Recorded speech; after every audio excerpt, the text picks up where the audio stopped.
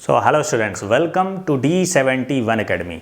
आज हम करेंगे नंबर सिस्टम या संख्या पद्धति से रिलेटेड ऐसे प्रश्न जो आरआरबी एनटीपीसी द्वारा पिछले एग्जाम्स में पूछे जा चुके हैं। बहुत ही इंपॉर्टेंट सेशन होगा क्योंकि नंबर सिस्टम कंप्लीट मैथमेटिक्स के सिलेबस में 50% तक वेटेज रखता है। जो स्टूडेंट नए हैं उनको हम बता दें कि हम आरआरबी एनटीपीसी की पूरी तैयारी करवा रहे हैं। ये उस सीरीज़ का 10वां वीडियो है। सारे के सारे वीडियोस एक प्लेलिस्ट में डाले जा चुके हैं, उसका लिंक आपको नीचे डिस्क्रिप्शन में मिल जाएगा। आपकी कैलकुलेशन इंप्रूव करने के लिए भी हम बहुत सारे वीडियोस बना चुके हैं, एलसीएम, एचसीएफ, मल्टीप्लिकेशन, इसकी भी एक प्लेलिस्ट बनाई जा चुकी है। नीचे डिस्क्रिप्शन में उसका लिंक आप चेकआउट कर सकते हैं। अभी और डिले नहीं करते हैं और अपने सेशन को स्टार्ट करते हैं।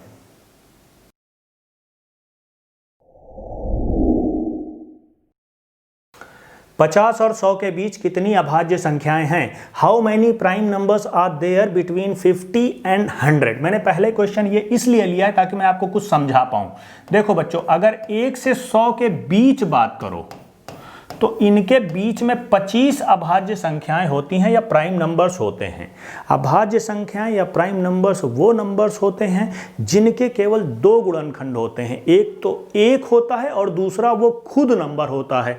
कहने का मतलब ये है कि ऐसे नंबर कभी भी किसी दूसरे नंबर से डिवाइड नहीं होते हैं। 2 हो गया, 3 हो गया, 5 हो गया, 7 हो गया, ऐसे नंबर्स प्राइम या अभाज्य संख्याएं होती हैं। तो ऐसी संख्याएं 1 से 100 तक कितनी मिलती हैं? 25 होती हैं। अगर 1 से 50 की बात करो, 1 से 50 के बीच या तक बात करो तो बच्चों मिलती हैं 15। और 50 से 100 की बात करो तो आपको मिलेंगी 10। ठीक है, तो इस केस में हमारा आंसर हो जाएगा 10। कुछ चीजें आप और समझ लीजिए कि सबसे छोटा प्राइम नंबर या सबसे छोटी अभाज्य संख्या क्या है। तो आप हमेशा बोलेंगे सबसे छोटी अभाज्य संख्या जो है वो है 2। 2 ही एक अकेली ऐसी अभाज्य संख्या है जो इवन है, सम है। बाकी जितने भी प्राइम नंबर्स या अभाज्य संख्याएं होती हैं ये ऑड होती हैं। ठीक है बच्चों, ये एक बात आप समझिए। एक जो होता है, एक बच्चों ना प्राइम नंबर होता है ना कंपोजिट नंबर होता है। ठीक है, एक किसी भी कैटेगरी में नहीं आता, इसलिए एक को हम हमेशा अलग रखते हैं। ठीक है, कंपोजिट नंबर या भाज्य संख्याएं क्या होती हैं? ऐसी संख्याएं जिनके कम से कम 3 गुणनखंड होते हैं। जैसे 4 हो गया, 6 हो गया, इनके आप गुणनखंड करेंगे तो कम से कम 3 गुणनखंड मिलेंगे। एक जो होता है, एक का तो केवल एक ही गुणनखंड होता है, इसलिए ना तो ये प्राइम की कैटेगरी में आता है ना तो ये कंपोजिट की कैटेगरी में आता है। ठीक है बच्चों, तो सबसे छोटा प्राइम नंबर आपका क्या हो गया? 2 हो गया। 2 ही एक ऐसा नंबर है जो कि सम या इवन है। ठीक है, बस अकेला ऐसा नंबर है। ठीक है, अभी मुझे ये बताइए कि फिर सबसे छोटा कंपोजिट नंबर क्या हो जाएगा? 1 तो किसी भी कैटेगरी में नहीं आता, 2 एक प्राइम नंबर है, 3 एक प्राइम नंबर है, तो सबसे छोटा कंपोजिट या भाज्य संख्या कौन सी हुई? 4 हुई। ठीक है, इसको भी आप लोग याद रखिए कि सबसे छोटा कंपोजिट या भाज्य संख्या क्या हो सकती है? 4 हो सकती है। ठीक है बच्चों, कुछ चीजें थी बस आपको बताने के लिए हैं, क्वेश्चन में पूछी जा सकती हैं। आगे बढ़ते हैं। 3 क्रमागत संख्याओं का योग 126 है। उच्चतम संख्या ज्ञात कीजिए। The sum of 3 consecutive number is 126, find the highest number. 2 तरीके से क्वेश्चन मैं आपको बताऊंगा, एक बेसिक अप्रोच, दूसरा थोड़ा सा स्मार्ट अप्रोच। पहले बेसिक को देखिए।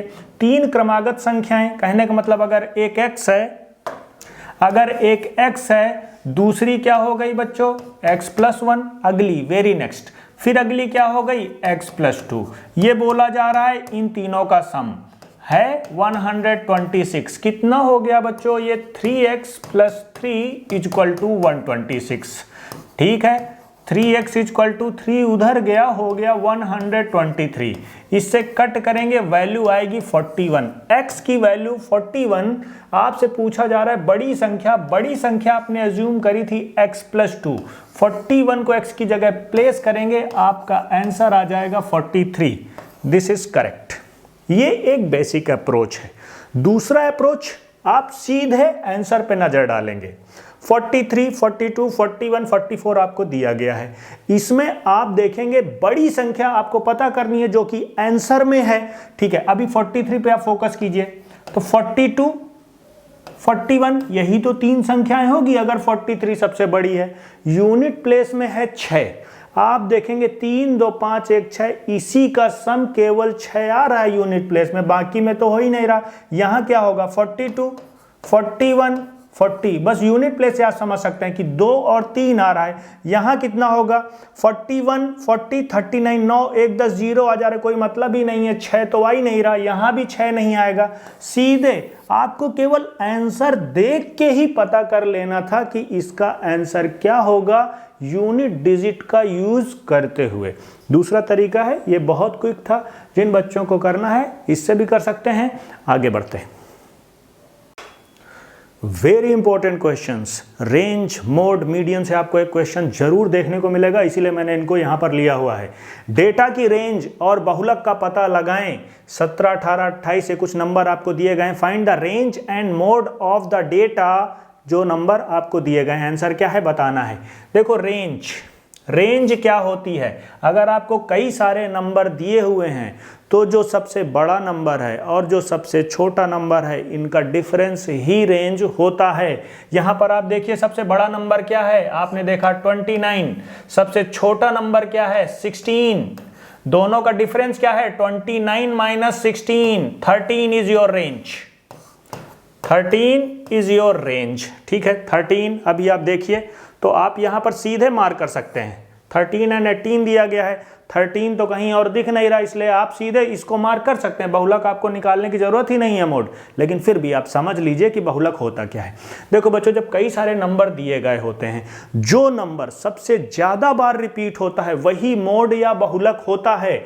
इनमें आप देखिए कौन सा नंबर सबसे ज्यादा बार रिपीट हुआ है, देखो 18, 1 2 3, 3 बार रिपीट हुआ है, इस वजह से मोड क्या हो गया 18। जो नंबर सबसे ज्यादा बार रिपीट हो रहा है वही मोड या बहुलक होता है।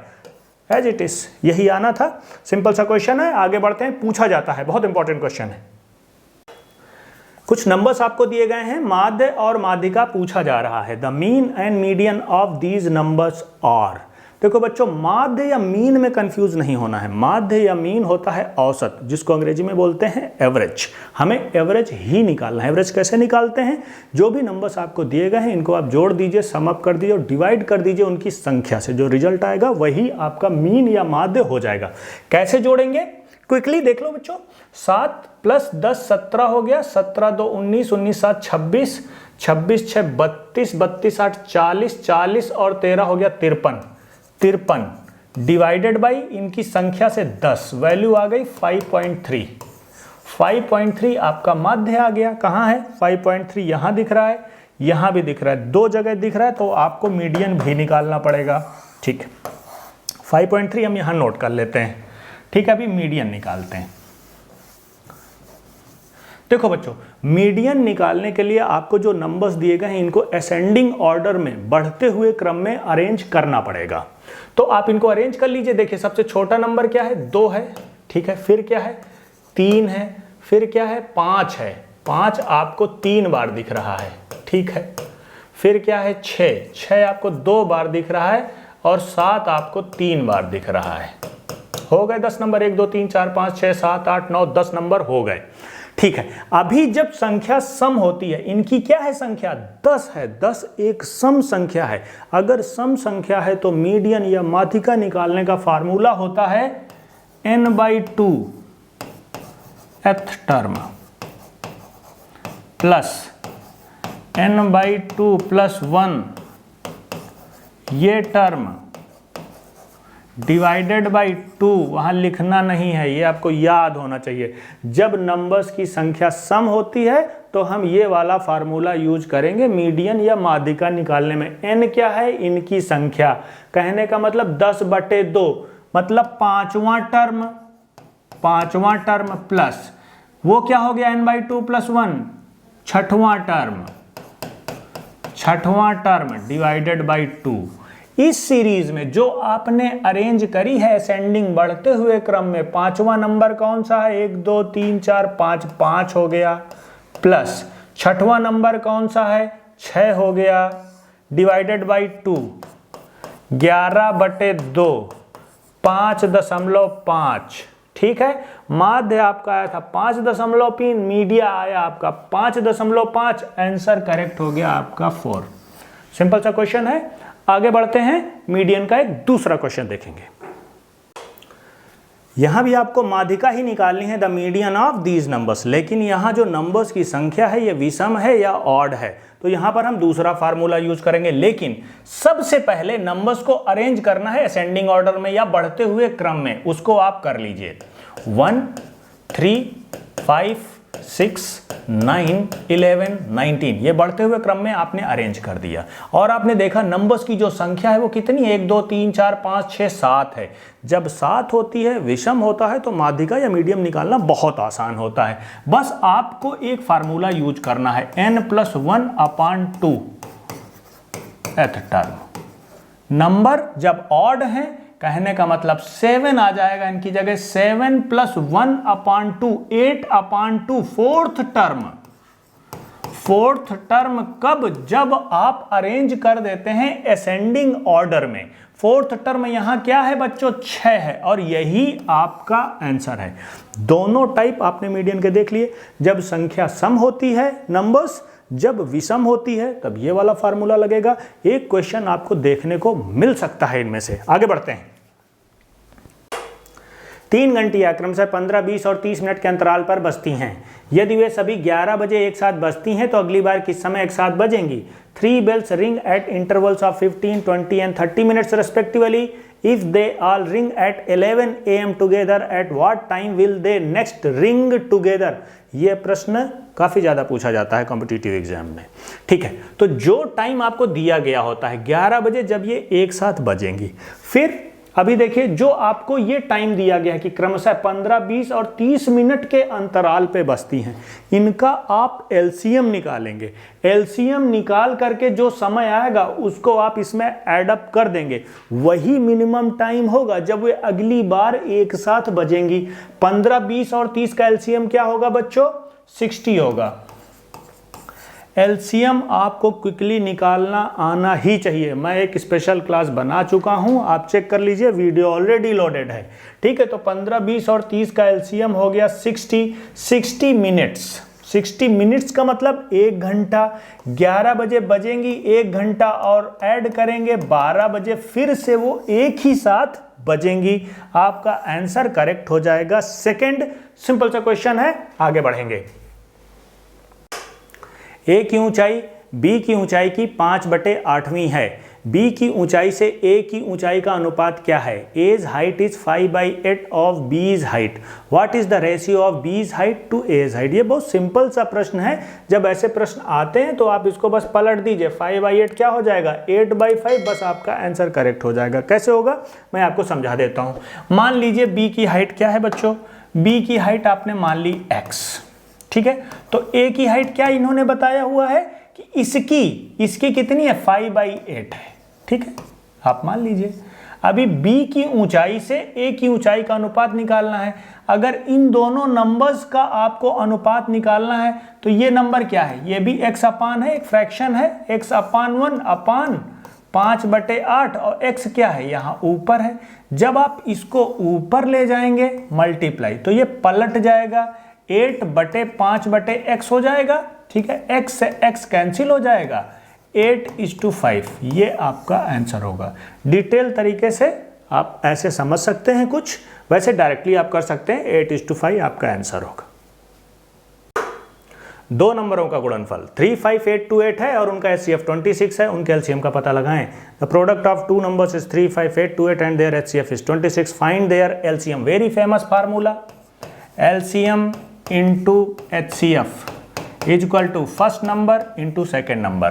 दो नंबर्स का गुणनफल उनके LCM और HCF के मल्टीप्लिकेशन के बराबर होता है। इस फार्मूले को आप लोग जानते हैं।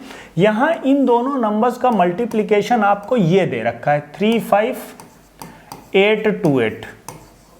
LCM आपको निकालना है, HCF आपको दे रखा है 26। ये नीचे शिफ्ट होगा यहां पर कैलकुलेशन में 26। आप जब नीचे ले जाएंगे इस नंबर को डिवाइड करेंगे 26 से। थोड़ा सा ध्यान दीजिए पहले आंसर्स पे। आंसर्स में यहाँ 9, 6, 1, 3 ऐसे करके नंबर स्टार्ट हो रहा है। जब आप यहाँ डिवाइड करेंगे तो इस 35 की वजह से जो डिवीजन की वैल्यू आने वाली है, आप देखिए 26 से जब आप डिवाइड करेंगे तो पहला नंबर हमेशा 1 आएगा यहाँ पर 35 की वजह से, इससे ज्यादा तो जाएगा नहीं, एक ही बार पहले भाग जा रहा है। जो रिजल्ट आएगा एक के बाद कुछ नंबर और आएंगे। यहां पर आप देखिए रिजल्ट में, यहां जो आपको आंसर दिए गए हैं केवल यही नंबर है जो 1 से शुरू हो रहा है, इसलिए आपको आगे कैलकुलेशन करने की जरूरत ही नहीं, सीधे आप इसको मार्क कीजिए और आगे बढ़िए। ठीक है बच्चों, 15 और 14 के वर्गों के योग में किस छोटी संख्या को जोड़ा जाना चाहिए ताकि परिणामी संख्या एक पूर्ण वर्ग हो? What smallest number should be added to the sum of squares of 15 and 14 so that the resulting number is a perfect square? 15 का स्क्वायर पहले निकालिए, कितना हो गया? 225। ठीक है, 14 का स्क्वायर निकालिए, कितना है? 196। दोनों को सम अप कीजिए, कितना आएगा? 421 आया। अभी ये बोला जा रहा है कि ये जो नंबर है 421, इसमें हम किस नंबर का एडिशन कर दें कि ये एक पूर्ण वर्ग या परफेक्ट स्क्वायर बन जाए। पहले आप देखो इसके बाद में कौन सा पूर्ण वर्ग संख्या आता है। देखो 20 का अगर आप देखते हो तो स्क्वायर आता है 400, उसके बाद अगला जो है नंबर 21, इसका स्क्वायर जब आप करते हो तो होता है 441। ये फॉल कर रहा है इन दोनों के बीच में। अगला नंबर जो पूर्ण वर्ग है इस संख्या के बाद वो है 441। कहने का मतलब 4 to 1 को बनाना है आपको 441। तो कितना डिफरेंस है इन दोनों में? 20 का डिफरेंस है, बस 20 को ही आपको ऐड करना है और आपका आंसर करेक्ट होगा 2। सिंपल सा क्वेश्चन है, आगे बढ़ते हैं। 1 मिनट और 12 सेकंड 1 घंटे का कितना प्रतिशत है? What percentage of 1 our is 1 minute and 12 second? देखो मैं आपको एक बात बता देता हूँ। मान लीजिए x और y दो नंबर हैं और आपसे बोला जाता है कि x y का कितना परसेंटेज है, तो x को आप ऊपर रखेंगे, y को नीचे रखेंगे, सिंपल 100 से मल्टीप्लाई कर देंगे, आपका आंसर आ जाएगा। सेम वे हम यहाँ पर करेंगे। इसकी वैल्यू हमको निकालनी है 1 घंटे के रेस्पेक्ट में, तो हम इसको ऊपर रखेंगे, 1 घंटे की वैल्यू नीचे रखेंगे, 100 से मल्टीप्लाई कर देंगे। लेकिन यहाँ मिनट, सेकंड, घंटा दिया हुआ, ऐसा नहीं चलेगा। सबको एक वैल्यू में कन्वर्ट कीजिए। आसान क्या है, सबको सेकंड में कन्वर्ट कर लीजिए। यहाँ 1 मिनट क्या है सेकंड में? 60 सेकंड प्लस 12, इसकी टोटल वैल्यू आ गई 72 सेकंड। ठीक है, 1 घंटे को आपको सेकंड में कन्वर्ट करना है तो पहले मिनट में कीजिए। 1 घंटे को मिनट में करेंगे तो 60 मिनट, 60 मिनट को सेकंड में करेंगे तो 160 का और मल्टीप्लिकेशन। अभी मैंने आपको बोला कि जिसकी वैल्यू निकालनी है उसको ऊपर रखते हैं, तो हम रखेंगे 72 को ऊपर। ठीक है, जिसके रेस्पेक्ट में 1 घंटे के रेस्पेक्ट में इसको रखिए नीचे। ठीक है, 100 से मल्टीप्लाई कर दीजिए, जो उत्तर आएगा परसेंटेज में आपका उत्तर होगा। ये 0 इससे कट गया, ये 0 इससे कट गया। ठीक है, अभी 6 36 और 36 दूनी 72, कहने का मतलब 2%। पहला आपका आंसर करेक्ट हो जाएगा। सिंपल सा प्रश्न है, आगे बढ़ते हैं। 2 क्रमागत संख्याओं का पता लगाएं। क्रमागत का मतलब एक के बाद दूसरी, वेरी नेक्स्ट। जहां पहली संख्या का 3 गुना दूसरी संख्या के 2 गुने से 5 अधिक है। Find 2 consecutive numbers where thrice the first number is more than twice the second number by 5। यहाँ कुछ करने की जरूरत नहीं है, सीधे आप आंसर देख के ही उत्तर निकाल सकते हैं। कैसे? यहाँ ये बोला जा रहा है कि ये जो पहली संख्या है, ठीक है, इसका अगर आप 3 टाइम्स कर दें, इसका 3 गुना मल्टीप्लाइड बाई 3, और जो दूसरा नंबर है इसका 2 से मल्टीप्लाई कर दें, तो ये दोनों बराबर होती हैं, लेकिन यहाँ 5 आपको ऐड करना पड़ेगा, यही बोला जा रहा है। तो हो रहा है क्या? 5 नहीं 15 यहाँ हो रहा है। यहाँ देखिए 6 दूनी 12 प्लस 5 17 हो रहा है, तो 15 और 17 तो बराबर नहीं, इसलिए ये नहीं हो सकता। यहाँ पर देखिए कितना हो रहा है, 6 18 और 7 दूनी 14, 14 5 19, ये भी बराबर नहीं है। इसको आप कीजिए 7 को 3 से मल्टीप्लाई 21। ठीक है, ये 8 दूनी 16, 16 और 5 हो गया 21, कहने का मतलब ये आंसर आपका करेक्ट हो गया। कुछ करने की जरूरत ही नहीं थी। सेम वे उसको आप चेक करेंगे, नहीं आएगा। ठीक है, जिन बच्चों को समझ में नहीं आया है कॉन्वेंशनल मेथड समझ लीजिए। अगर नंबर x है पहला, तो दूसरा क्रमागत संख्या क्या हो जाएगी? 1 ज्यादा, x + 1। अभी बोला ये जा रहा है कि इसका 3 गुना 3x किसके बराबर है? इसके 2 गुने के प्लस 5, 5 ज़्यादा है ना, इसको आप सॉल्व कर लीजिए। 3x equal to 2x plus 2 plus 5, ये हो जाएगा 3x, ये x इधर आएगा, x इक्वल टू 7। अगर x 7 आ गया पहली संख्या तो ये 8 आ गया, बस आपका आंसर तो थर्ड सही हुआ ही। ठीक है, सिंपल क्वेश्चन है, आगे बढ़ते हैं। यदि दीवार का 1/4 हिस्सा नीला रंग का है, 1/2 हिस्सा पीले रंग का है और शेष 3 मीटर सफेद रंग का है, तो दीवार की लंबाई क्या है? If 1/4 of the wall is painted blue, half is painted yellow and remaining 3 meter is painted white, what is the length of the wall? मान लीजिए ये एक वॉल है, ठीक है बच्चों। यहाँ पर बोला जा रहा है 1/4 हिस्सा, कहने का मतलब 1/4, 1/4 आपका नीला हो गया, आधा हिस्सा ये हो गया पीले रंग का। अब जो बचा ये बोल रहे हैं 3 मीटर, ठीक है। तो बचा कितना, पहले आप देखिए 1/4 ये है, प्लस 1/2 करेंगे 3/4, 3/4 पूरी दीवार, मतलब एक में से माइनस करेंगे कितना बचा, 1/4, 1/4 बराबर है 3 मीटर के, 1/4 3 मीटर के बराबर है, तो एक कितना हो गया 3 गुणे 4, कहने का मतलब 12। आपका आंसर करेक्ट हो गया डी या 4 नंबर। पूरी दीवार की लंबाई है 12 मीटर। आगे बढ़ते हैं। यदि x एक अभाज्य संख्या है तो x और उसकी क्रमिक संख्या का एलसीएम होगा। If x is a prime number, LCM of x and it's successive number would be, successive means very next. मान लो हम एक अभाज्य संख्या ले लेते हैं बच्चों 7, तो इसका सक्सेसिव या अगला नंबर क्या होगा 8। अगर 7 और 8 का आपको एलसीएम निकालना है तो सिंपली दोनों का मल्टीप्लाई कर दीजिए। अगर कोई एक नंबर प्राइम नंबर अभाज्य संख्या, दूसरी नंबर कोई भाज्य संख्या या कंपोजिट नंबर है, दोनों का आप सिंपल मल्टीप्लाई करेंगे। इसी तरीके से अगर यहाँ पर x एक अभाज्य संख्या है तो उसकी क्रमिक संख्या क्या हो जाएगी x प्लस 1। इन दोनों का एलसीएम निकालना है तो दोनों का मल्टीप्लिकेशन, आंसर कहाँ है थर्ड, x प्लस 1 आपका आंसर होगा इस प्रॉपर्टी के हिसाब से। आगे बढ़ते हैं, सिंपल क्वेश्चन है। एक शिविर में 180 छात्रों के लिए 20 दिनों तक राशन था। 25 दिनों तक राशन चलाने के लिए कितने छात्रों को शिविर छोड़ना चाहिए? In a camp 180 students had ration for 20 days. How many students should leave the camp if the ration should last for 25 days.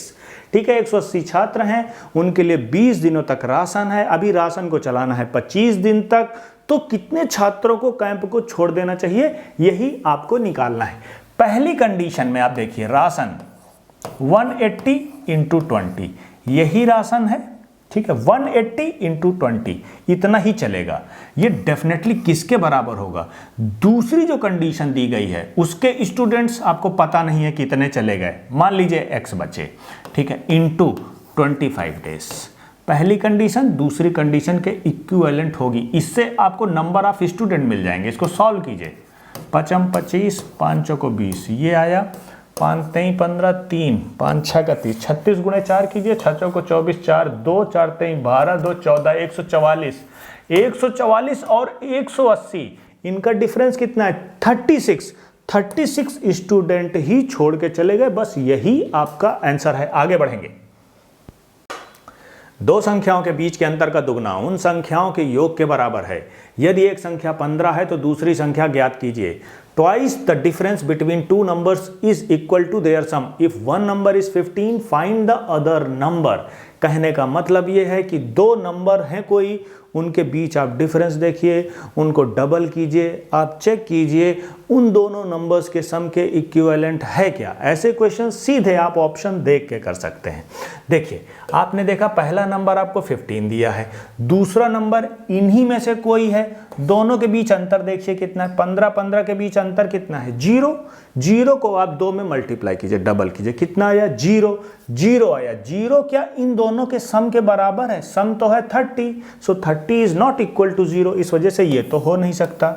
ठीक है, अभी आप 15 और 10 के बीच डिफरेंस कीजिए, कितना है 5 को डबल कीजिए, कितना आएगा 10 क्या बराबर है इन दोनों के सम के? 10 बराबर 25, ये तो नहीं है, इस वजह से ये भी नहीं हो सकता। ठीक है, अभी 15 और 5 का डिफरेंस देखिए कितना है 10 को डबल करेंगे कितना हो जाएगा 20 क्या इक्वल है इन दोनों के सम के? 15 5 20, इस वजह से आपका आंसर यही हो गया। सिंपल, आप देख रहे हैं ऑप्शन से ही आप कर सकते हैं, ये भी नहीं हो सकता, आप करके देख लीजिए, आपका आंसर करेक्ट होगा थर्ड। आगे बढ़ेंगे बच्चों। किसी संख्या के दो अंकों का योग 10 है, यदि अंकों को आपस में बदला जाता है तो इसका मान 18 बढ़ जाता है। संख्या का पता लगाएं। The sum of two digits of a number is 10 if the digits are interchange then its value increases by 18, find the number. सीधे ऑप्शन पे फोकस कीजिए, यहीं से आपका उत्तर मिल जाएगा। कह रहे हैं दो अंकों का योग, सबका देखिए 6 4 10, 6 4 10, 9 1 10, 8 2 10, दोनों जो डिजिट्स हैं इनका योग 10 है, पहली कंडीशन के हिसाब से ठीक है। ये कह रहे हैं यदि इनके स्थानों को आपस में बदल दिया जाए, मतलब 4 6 है तो इसको 6 4 कर दो आप, तो ये कह रहे हैं जो नई संख्या बनेगी ये 18 बढ़ जाएगी। वो भी कितनी? 18।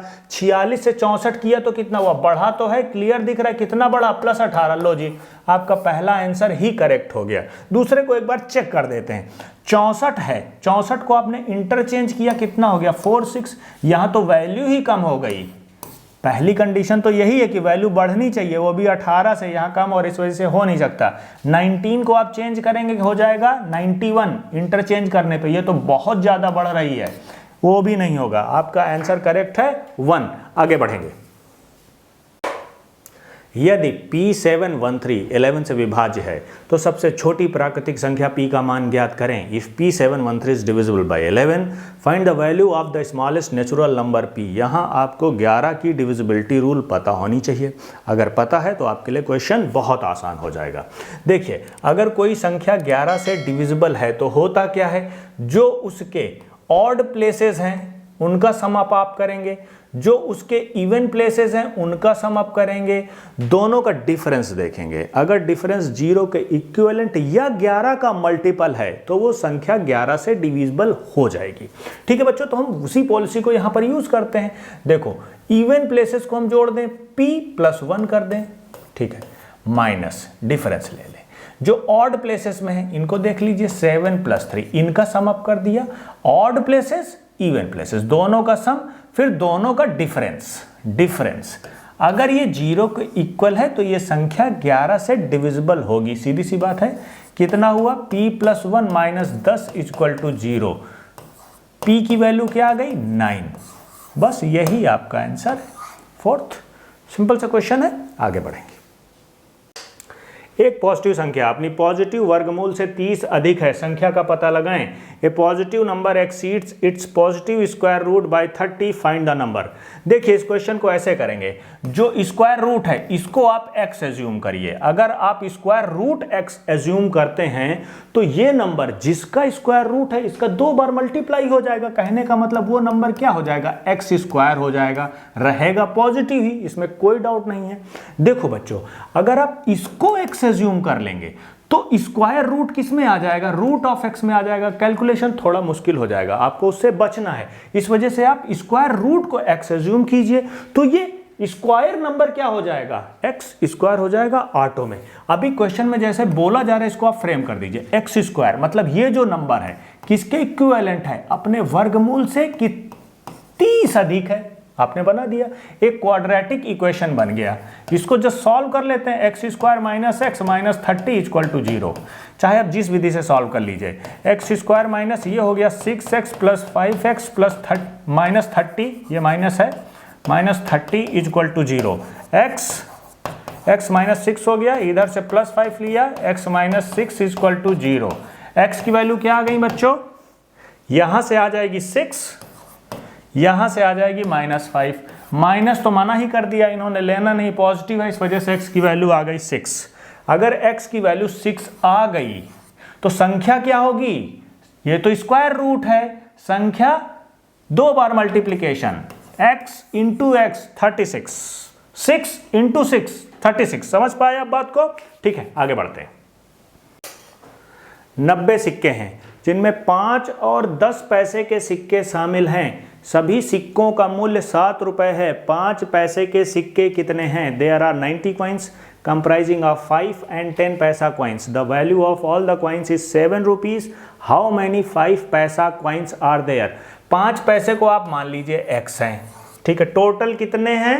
90 सिक्के हैं। तो 10 पैसे वाले कितने बचे मेरे को बताओ। 10 पैसे वाले बचे 90 माइनस एक्स। इसमें किसी को समस्या तो नहीं होनी चाहिए। अरे भाई एक्स हमने इसको मान लिया, टोटल 90 हैं, तो 10 वाले कितने बचे, 90 माइनस एक्स बचे। अभी क्वेश्चन में ये बोला जा रहा है कि 5 वाले हैं कितने, एक्स, तो आप कर लीजिए 5x हो गया, 5 मल्टीप्लाइड बाई x कर देंगे तो उनकी वैल्यू आ जाएगी। ठीक है, 5 पैसे वाले सिक्कों की ये वैल्यू हो गई।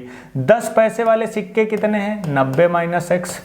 अगर 10 में मल्टीप्लाई कर दें तो 10 पैसे की वैल्यू ये आ गई, और इन दोनों का सम टोटल वैल्यू के बराबर है जो कि है 7 रुपए। लेकिन रुपए से मतलब नहीं, बात पैसे में हो रही है, इस वजह से 100 का मल्टीप्लीकेशन ये हो गया 700। इसको थोड़ा सा सॉल्व करते हैं। 5x प्लस ये हो गया बच्चों 900 minus 10x is equal to 700। ठीक है, अभी 5x माइनस 10x हो गया आपका माइनस का 5x इज इक्वल टू ये 900 इधर जाएगा तो हो जाएगा माइनस 200। ये माइनस माइनस कैंसिल हो गया, ये हो गया 5 चौको 20, 40। x की वैल्यू आ गई 40, यही हमने एज्यूम किया था नंबर ऑफ कॉइन्स 5 पैसा, और आपका आंसर करेक्ट हो गया 3। सिंपल सा क्वेश्चन है, पूछा जाता है। आगे बढ़ते हैं।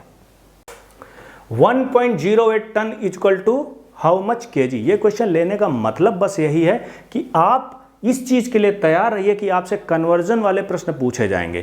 टन का केजी में, केजी का क्विंटल में, डेका लीटर का लीटर में, इस तरीके के कन्वर्जन आप याद करके रखिए, पूछे जा सकते हैं आपसे। सिंपल सा क्वेश्चन है, 1 टन कितने किलोग्राम के इक्विवेलेंट होता है, 1000 के। जस्ट 1000 का मल्टीप्लाई करेंगे, वैल्यू आ जाएगी 1080। सिंपल क्वेश्चन लेने का पर्पस यही था कि आप कन्वर्जन्स को थोड़ा सा एक बार पढ़ लें, अच्छे तरीके से पूछे जा सकते हैं। आगे बढ़ेंगे। जेन ने एक लॉटरी जीती और जीतने वाली राशि का 1/3 प्राप्त किया। उनमें से 6000 रुपए का दान दिया जो कि प्राप्त राशि का 1/6वां हिस्सा है। पता करें कि लॉटरी का मूल्य कितना था। Jane won a lottery and gets 1/3 of the winning amount and donates 6000 rupees from it which is 1/6 of the amount he gets. Find how much the lottery was worth. आपने माना लॉटरी की कीमत थी x। देखो बच्चों, जो total value थी सारी उसको नहीं मिलती, उसको मिलती है 1/3, इसको मिली इसका 1/3, हमने ऐसे लिख लिया। ठीक है, इतना पैसा उसको मिला। इसमें से उसने, देखो इसमें से जो उसको मिला उसका 1/6 उसने डोनेट कर दिया, और ये जो वैल्यू है, ये जो वैल्यू है, ये डोनेशन की वैल्यू आ गई, और ये इक्विवेलेंट है 6000 रुपए के। इतनी बात आप समझ पाए। टोटल x था, टोटल उसको नहीं मिलता, मिलता कितना है उसका 1/3, इतना मिला। अब इतने में से उसने 1/6 क्या किया, डोनेट कर दिया। तो ये जो टोटल वैल्यू है ये 6000 के बराबर है, ये डोनेशन है। अगर आप यहां से x की वैल्यू निकाल लें वही टोटल सम होगा। ठीक है, तो सॉल्व कर देते हैं इसको, कोई प्रॉब्लम नहीं है। जस्ट आपको मल्टीप्लाई करना है। ये हो गया 6 3 जा 18, 18 6 जा 108, 1,08,000। ये 18 इधर मल्टीप्लाई हो जाएगा, यही टोटल लॉटरी का प्राइस है 1,08,000। आपका आंसर करेक्ट हो गया 4। आप समझ पाए होंगे। बात को आगे बढ़ाते हैं। संख्या 229301 में अंक 9 के स्थानीय मूल्य और अंकित मूल्य के बीच का अंतर ज्ञात करें। Find the difference between the place value and face value of a digit 9 in the number 229301।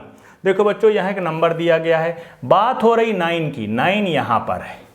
ठीक है, हमको डिफरेंस किसका निकालना है, प्लेस वैल्यू और फेस वैल्यू के बीच का। प्लेस वैल्यू होता है जहां नंबर है उसको लिखिए, आगे सब 0 प्लेस कर दीजिए। ठीक है, 9 का यहां पर क्या हो जाएगा, प्लेस वैल्यू 9000 हो जाएगा। फेस वैल्यू होती है वो वैल्यू खुद, नंबर की खुद की वैल्यू मींस 9 खुद में नंबर फेस वैल्यू होता है। माइनस कर देंगे, यही आपका आंसर है। क्या हो जाएगा, 8991। That's all. सिंपल प्रश्न है लेकिन पूछा जाता है इसलिए मैंने लिया हुआ है। बात को आगे बढ़ाते हैं। सो स्टूडेंट्स, आज की क्लास हम यहीं पर फिनिश करते हैं। वीडियो अगर आपको हेल्पफुल लग रहा है तो लाइक कर लें, फ्रेंड्स के साथ में शेयर जरूर करें। अगर आप करंट अफेयर्स के भी अपडेट्स चाहते हैं तो आप हमारा टेलीग्राम चैनल जरूर फॉलो कर लें, उसका लिंक आपको नीचे डिस्क्रिप्शन में मिल जाएगा। अच्छे से रहिए, बढ़िया से पढ़ते रहिए।